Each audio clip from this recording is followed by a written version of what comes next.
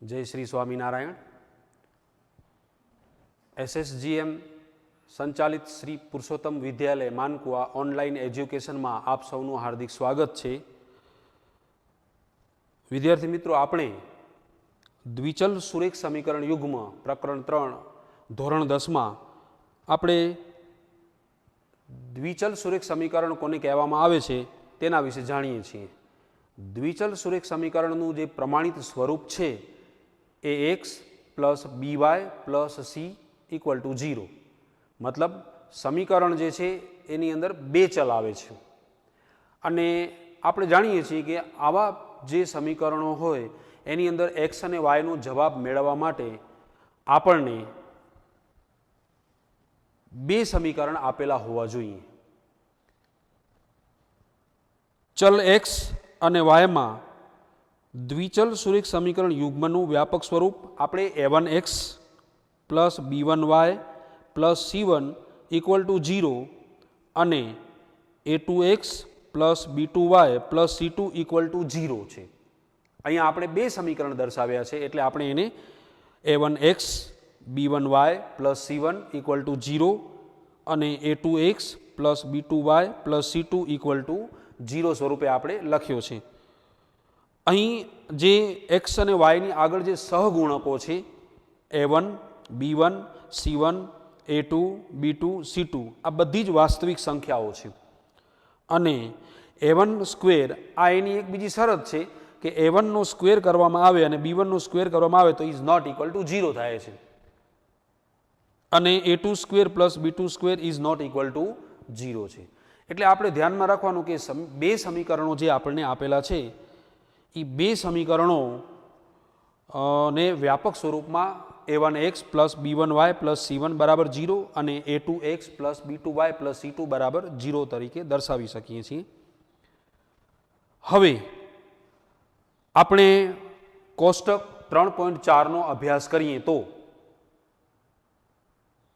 વિદ્યાર્થી મિત્રો તમે કોષ્ટક 3.4 ની અંદર જોઈ શકો છો કે હમણાં આપણે જે વાત કરી કે દ્વિચલ સુરેખ સમીકરણના જે સ્વરૂપ હોય છે જેની અંદર એક્સનો સહગુણક વાયનો સહગુણક અને અચળ પદ જો a1 a2 b1 b2 c1 c2 વડે દર્શાવેલા હોય તો ક્રમ નંબર 1 કોષ્ટકની અંદર આપણે જો વાત કરીએ તો ક્રમ નંબર 1 ની અંદર આપણને બે સમીકરણ આપણને આપ્યા છે જે તમે જોઈ શકો છો x minus 2y is equal to 0 અને 3x plus 4y minus 20 equal to 0। અહીંયા આપણે જોઈ શકીએ છીએ કે એક્સનો સહગુણક એ 1 છે, વાયનો સહગુણક -2 છે અને ક્રમ નંબર 1માં જે પહેલું સમીકરણ છે એની અંદર સી તરીકે કોઈ પદ આપણને આપેલો નથી એટલે કે સી બરાબર 0 આપણે સમજી શકીએ છીએ અને બીજો સમીકરણ જેની અંદર a2 ઇઝ ઇક્વલ ટુ 3 આપેલા છે, b2 ઇઝ ઇક્વલ ટુ 4 આપેલા છે અને c2 ઇઝ ઇક્વલ ટુ -20 આપણને આપેલા છે। નેક્સ્ટ આપણે જોઈએ તો a1 ભાગ્યા a2 કરવામાં આવે તો 1/3 મળે છે। તમે જોઈ શકો છો કે એક્સના જે બંને સહગુણકો છે પહેલા સમીકરણની અંદર 1 છે અને બીજા સમીકરણમાં 3 છે તો એ બંનેનો ભાગાકાર 1/3 મળે છે। એ જ સમીકરણની આગળ વાત કરીએ તો b1 ભાગ્યા b2 તો તમે જોઈ શકો છો કે b1 છે -2 છે અને b2 છે એ બીજા સમીકરણમાં 4 આપેલા છે તો b1 ભાગ્યા b2 -2/4 આપણે મેળવી શકીએ છીએ અને c1 ભાગ્યા c2 ની જો આપણે વાત કરીએ તો પહેલા સમીકરણની અંદર c1 ઇક્વલ ટુ 0 છે અને બીજા સમીકરણનો આપણે જોઈએ તો c2 ઇક્વલ ટુ -20 છે તો c1 ભાગ્યા c2 0 ભાગ્યા -20 લખી શકીએ છીએ।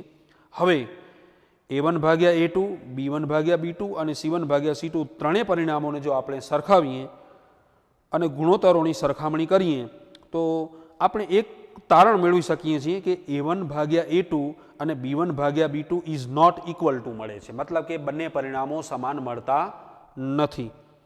તો બંને પરિણામો સમાન નથી મળતા તો એના ઉપરથી આપણે જો આ પ્રકારના બે સમીકરણોનો આલેખ દોરવામાં આવે તો આ પ્રકારના સમીકરણનો આલેખની અંદર છેદતી રેખાઓ મળે છે, મતલબ કે બે રેખાઓ આપણે જાણીએ છીએ કે દ્વિચલ સુરેખ સમીકરણનો જ્યારે આલેખ દોરવામાં આવે છે ત્યારે એમનો રેખાઓ મળે છે તો આ પરિસ્થિતિની અંદર છેદતી રેખાઓ મળે છે અને બેઝિક સ્વરૂપની આપણે વાત કરીએ તો માત્ર એક ઉકેલ મળે છે, એટલે કે અનન્ય ઉકેલ મળે છે. હવે બીજી એ વાત તમને કહું વિદ્યાર્થી મિત્રો કે કોઈ પણ સમીકરણમાં જે સહગુણકો હોય એના આ પ્રકારના સંબંધો દ્વારા આપણે સમીકરણના ઉકેલ કેવા મળશે તેના વિશે આપણે માહિતી મેળવી શકીએ છીએ. અત્યારે મેં ક્રમ નંબર 1ની જે તમને વાત કરી છે કે ક્રમ નંબર 1ની અંદર આપણે જોઈ શકીએ છીએ કે જે બે સમીકરણોના સહગુણકો છે જેની અંદર a1 ભાગ્યા a2 not equal to b1 ભાગ્યા b2 થાય છે, તો કોઈ પણ સમીકરણની અંદર જો a1 ભાગ્યા a2 not equal to b1 ભાગ્યા b2 થતા હોય તો એવા સમીકરણનો ઉકેલ હંમેશા આપણે અનન્ય મળે છે, એટલે આપણે એના ઉકેલને મેળવી શકીએ છીએ. x ઇઝ ઇક્વલ ટુ કંઈ કિંમત મળે છે અને y ઇઝ ઇક્વલ ટુ પણ કોઈ કિંમત મળે છે. હવે ક્રમ નંબર 2નો આપણે વિચાર કરીએ.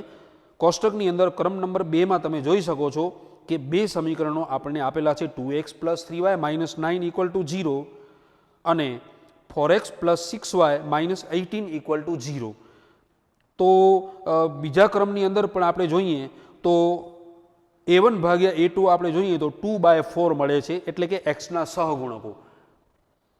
તમે રેખાઓની જોડનો જે ખાનો આપ્યો છે તેની અંદર xના બંને સમીકરણના xના સહગુણકોનો જે જુઓ તો 2/4 આપણે મેળવીએ છીએ. એ જ પ્રમાણે yના સહગુણકોનો ભાગાકાર આપણે ચેક કરીએ તો 3/6 મળે છે અને એ જ પ્રમાણે અચળ પદો જે છેલ્લે આપણને આપેલા છે -9 અને -18, તો એ આપણે એનો ભાગાકાર આપણે જોઈએ. હવે આપણે આ ત્રણેય પરિણામોને સરખાવીએ a1 ભાગ્યા a2, b1 ભાગ્યા b2 અને c1 ભાગ્યા c2, તો ત્રણેય પરિણામોને તમે જોઈ શકો છો કે 2/4 = 3/6 મળે છે.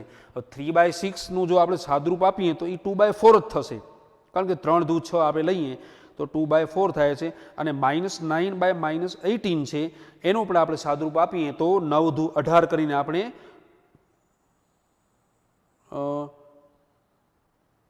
9 દૂ 18 કરીને આપણે પરિણામ મેળવી શકીએ છીએ. 2/4,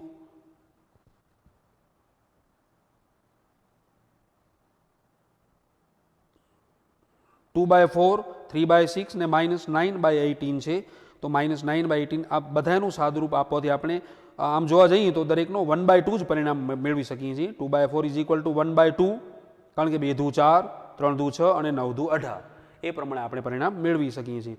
તો આ પરિસ્થિતિની અંદર આપણે જોઈએ છીએ કે a1/a2 = b1/b2 = c1/c2 ત્રણેય પરિણામો સરખા થાય છે. તો આલેખાત્મક સ્વરૂપની આપણે વાત કરીએ તો આ પ્રકારના જો સમીકરણો હોય તો એ સમીકરણમાં સંપાતી રેખાઓ મળે છે, મતલબ કે રેખા ઉપર જ બીજી રેખા આપણે આલેખ મેળવી શકીએ છીએ અને બૈજિક સ્વરૂપ અનંત ઉકેલ મળે છે.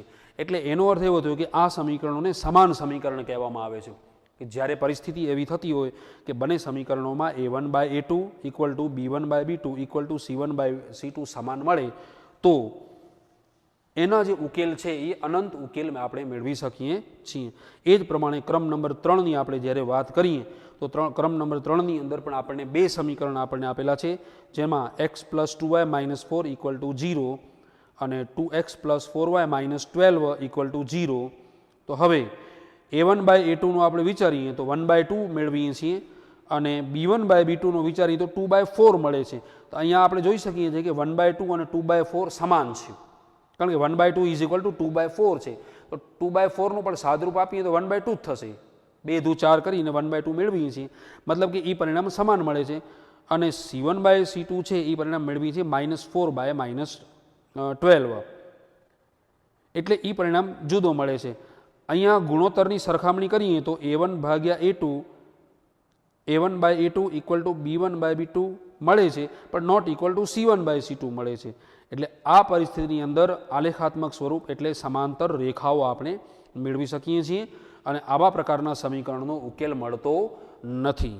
એટલે સમીકરણનો જ્યારે ઉકેલ મેળવવાનો હોય છે આપણને ત્યારે એક શરત છે એની કે કોઈ પણ બે સમીકરણમાં xના જે સહગુણકો છે અને yના જે સહગુણકો છે એનો જે ભાગાકાર કરવામાં આવે તો નોટ ઇક્વલ ટુ થવો જોઈએ. અને જો ત્રણેય પરિણામો સરખા થઈ જાય સહગુણકોના તો આપણે સંપાતી રેખાઓ અને અનંત ઉકેલો મેળવી શકીએ છીએ. અને જો a1/a2 = b1/b2 મળતા હોય તો આ પ્રકારના સમીકરણનો ઉકેલ મળતો નથી. વિદ્યાર્થી મિત્રો, આ જે બાબત છે કોષ્ટકની, આ બાબતને આપણે 1 માર્કના પ્રશ્ન તરીકે, ક્યારેક એવું હોય છે કે સમીકરણ આપણને આપેલા હોય અને સમીકરણના સ્વરૂપ વિશે ચર્ચા કરવાની હોય છે. ક્યારેક એવો પ્રશ્ન પૂછે છે કે આ દ્વિચલ સુરેખ સમીકરણ છે તેના બેઝિક ઉકેલ વિશે માહિતી આપો, અથવા કેવા પ્રકારના ઉકેલ મળે છે. તો દાખલો ગણવાની જરૂર ન રહેતી હોય અને એના સહગુણકોની સરખામણી કરી અને આપણે એના સમીકરણના ઉકેલ વિશે માહિતી મેળવી શકતા હોઈએ છીએ. તો આવા કેટલાક પ્રશ્નો છે. અત્યારે આ જે બાબતની આપણે કોષ્ટકની અંદર ચર્ચા કરી છે તેવા કેટલાક પ્રશ્નો કઈ રીતે આપણે ઉકેલ મેળવી શકીએ છીએ તેનો આપણે અભ્યાસ કરીએ. તો કેટલાક એવા ઉદાહરણો છે જે આપણે લઈએ છીએ અને આ કોષ્ટકનો બરાબર અભ્યાસ કરી અને તમે એનો જવાબ આપી શકશો કે આ સમીકરણના ઉકેલ કઈ રીતે આવી શકે છે. તો વિદ્યાર્થી મિત્રો, હવે આપણે એવા 1-2 પ્રશ્નો આપણે લઈએ છીએ કે જે આ કોષ્ટકની અંદરની માહિતી ઉપરથી આપણે એના જવાબો આપી શકતા હોઈએ. વિદ્યાર્થી મિત્રો, હમણાં આપણે જે કોષ્ટકનો અભ્યાસ કર્યો તે કોષ્ટક ઉપર આધારિત કેવા પ્રકારના પ્રશ્નો પૂછાય તેનો આપણે અત્યારે અભ્યાસ કરીએ. તો નીચેના સુરેખ સમીકરણ યુગ્મથી બનતી રેખાઓ એક બિંદુમાં છેદે છે કે સમાંતર છે અથવા સંપાતી છે તેમ a1/a2, b1/b2, c1/c2 પરથી નક્કી કરો. તો આપણે જે 2 સમીકરણો આપેલા હોય તેમાં a1, b1, c1, a2, b2, c2 નક્કી કરી અને આવા ગુણોત્તરો ઉપરથી આપણે જે કોષ્ટકની જે માહિતી છે એના દ્વારા આપણે જવાબ આપી શકીએ કે સમીકરણ જે છે એની રેખાઓ કેવા પ્રકારની આપણને મળશે. તો અહીં a1 = 5, b1 = -4, c1 = 8 છે. પહેલા સમીકરણમાંથી આપણે સહગુણકો જોઈએ તો a1 = 5 મળે છે, b1 -4 મળે છે અને c1 8 મળે છે. અને બીજા સમીકરણમાંથી a2 = 7, b2 = 6 અને c2 = -9 આપેલા છે.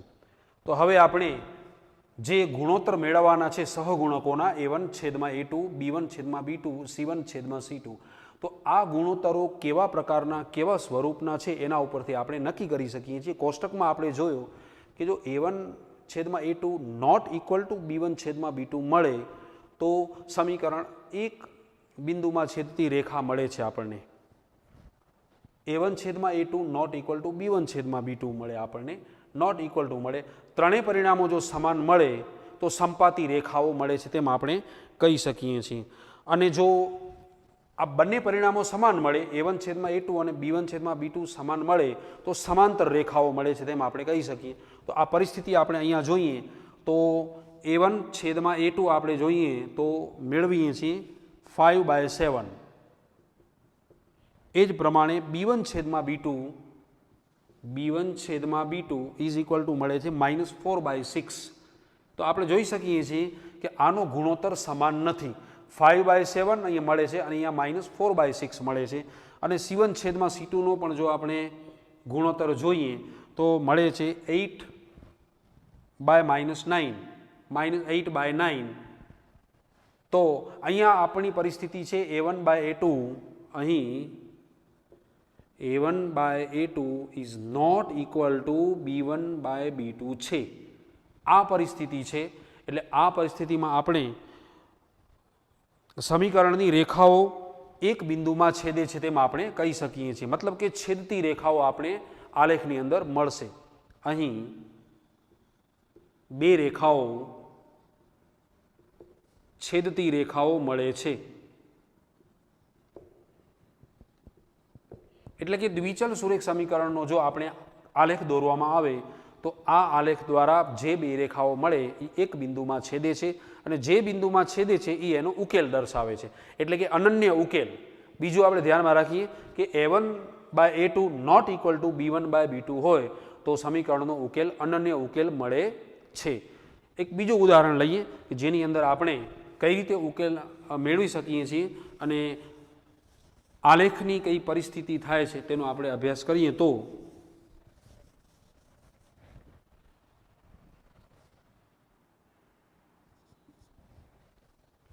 9x + 3y + 12, 9x + 3y plus 12 equal to 0 આ સમીકરણ નંબર 1 અને 18x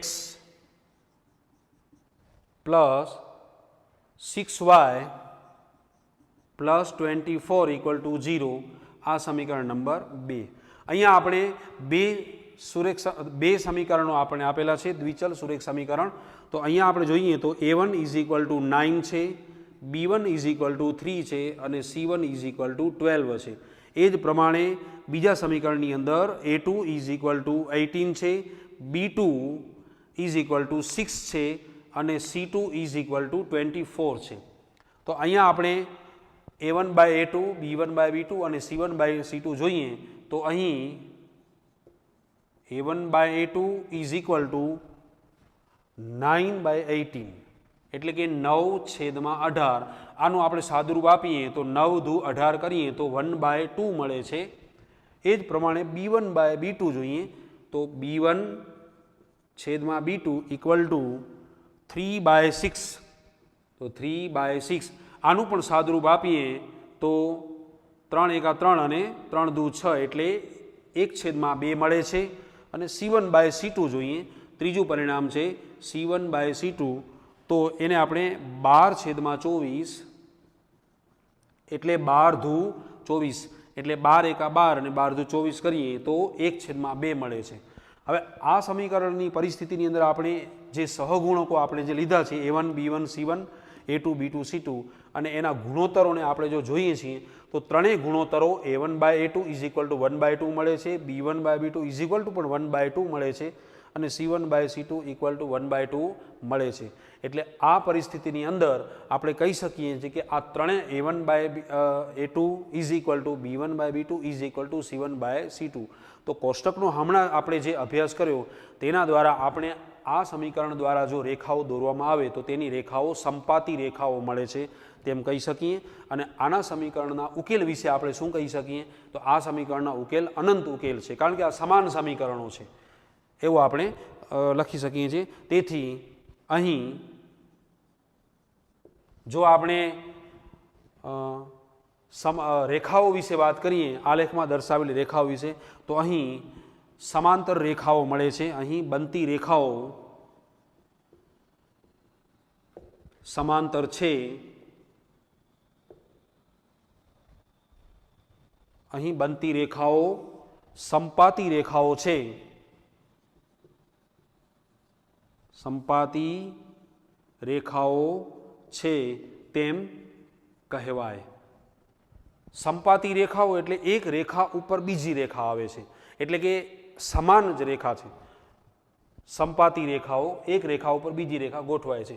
એટલે કોષ્ટક દ્વારા આપણે કહી શકીએ છીએ કે આ જે પરિણામો સમાન મળે છે એટલે સંપાતી રેખાઓ આપણે મેળવી શકીએ છીએ. ત્રીજું એક ઉદાહરણ આપણે લઈએ છીએ.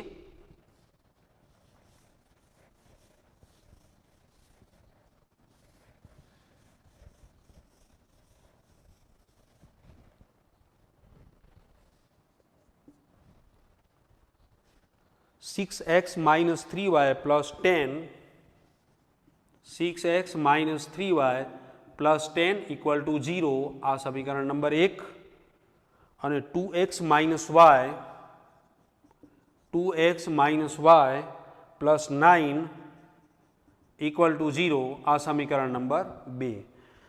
આ બંને જે સમીકરણો છે એની અંદર આપણે જોઈએ તો a1 is equal to 6 છે, b1 is equal to -3 છે, c1 is equal to 10 છે, a2 is equal to 2 છે, b2 is equal to -1 છે અને c2 is equal to 9 છે. a1x plus b1y plus c1 equal to 0 અને a2x plus b2y plus c2 equal to 0 પ્રમાણે. હવે આપણે a1 by a2 is equal to 6/2 6/2 એટલે એનું જો સાદુરૂપ આપીએ તો 2 તેરી 6 કરી 6/2 બરાબર 3 મેળવી શકીએ છીએ. અને b1 છેદમાં b2 તો b1 ભાગ્યા b2 કરીએ તો equal to -3/-1 -3/-1 is equal two minus minus નીકળી જશે એટલે 3/1 ઇઝ ઇક્વલ ટુ 3 થશે. અને ત્રીજો જે ગુણોત્તર છે c1/c2 ઇઝ ઇક્વલ ટુ 10/9 10/9. હવે અહીંયા આપણે જોઈ શકીએ છીએ કે a1/a2 ઇક્વલ ટુ b1/b2 મળે છે, પણ c1/c2 એનાથી જુદો મળે છે. a1/a2 બરાબર 3 મળે છે, b1/b2 બરાબર 3 મળે છે, અને નોટ ઇક્વલ ટુ c1/c2 મળે છે. આ પરિસ્થિતિ જ્યારે ઊભી થાય દ્વિચલ સુરેખ સમીકરણની અંદર, ત્યારે આ પ્રકારના સમીકરણ દ્વારા મળતી જે રેખાઓ છે તે સમાંતર રેખાઓ છે, તેમાં આપણે કહી શકીએ છીએ. તો અહીંયા આપણે અહીં મળતી રેખાઓ સમાંતર છે.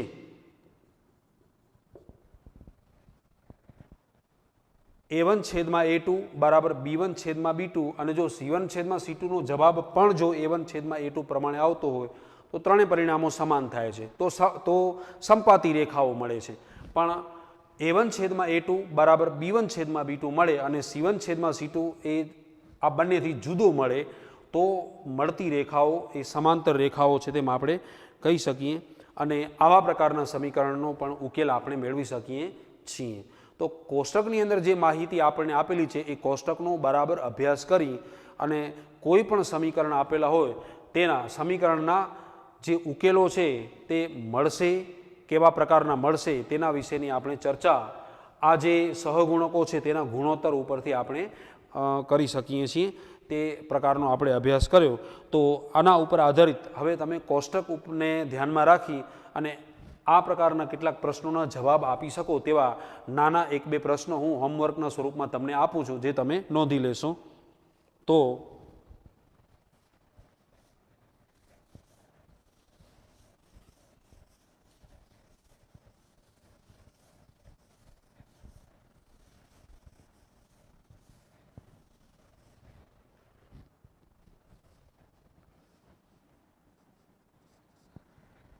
નીચેના સુરેખ સમીકરણ યુગમાંથી બનતી રેખાઓ એક બિંદુમાં છેદે છે કે સમાંતર છે અથવા તો સંપાતી છે, તેમ a1/a2 b1/b2 c1/c2 પરથી નક્કી કરો. તો એનામાં પ્રશ્ન નંબર 1 જે તમે નોંધ કરી દેશો,